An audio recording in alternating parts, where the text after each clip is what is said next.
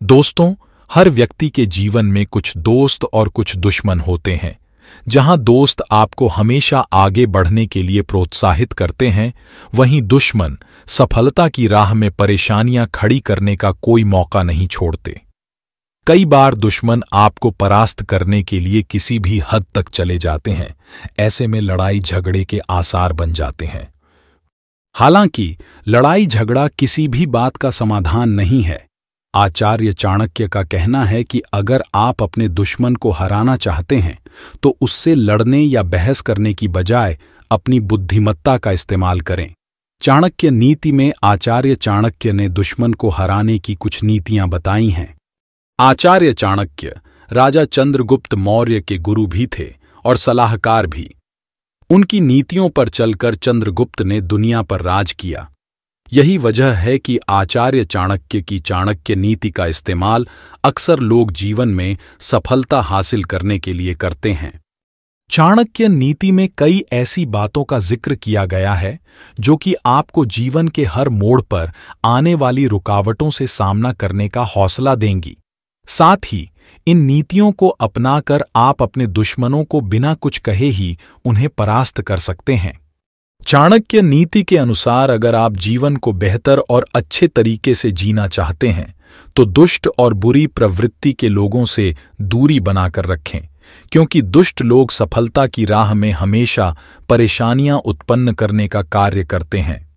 इसलिए किसी से दुश्मनी न मोड़ लें, लेकिन अगर फिर भी कोई दुश्मन बन जाए तो उसे मात देने के लिए आपको चाणक्य नीति में बताई गई कुछ बातों का ध्यान रखना चाहिए। तो चलिए जानते हैं।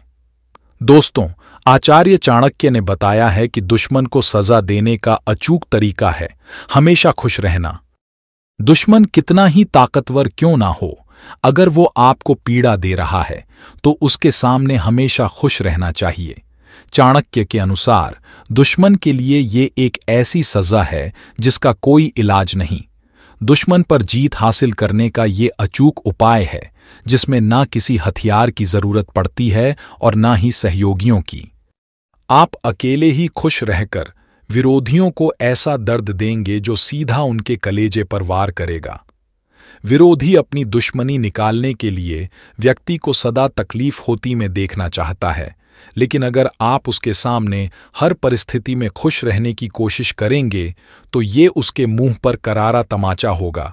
साथ ही हंसते हंसते परेशानी का हल निकालना भी आपके लिए आसान हो जाएगा, क्योंकि इससे विरोधी का हौसला कमजोर पड़ जाएगा और ये उसके लिए सबसे बड़ी सजा होगी।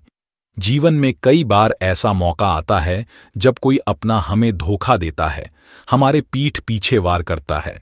ऐसे हालात में व्यक्ति अपने करीबियों को सजा नहीं दे पाता, क्योंकि वो दिल के करीब होते हैं।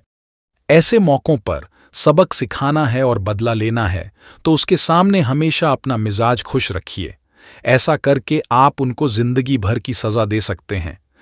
आगे चाणक्य कहते हैं कि व्यक्ति को अपने दुश्मन को मात देने से पहले उससे जुड़ी हर जानकारी हासिल कर लेना चाहिए, क्योंकि इससे आपको दुश्मन की ताकत और कमजोरी दोनों के बारे में पता चलेगा। उसी के आधार पर आप दुश्मन को हराने की रणनीति अच्छे से तैयार कर सकते हैं।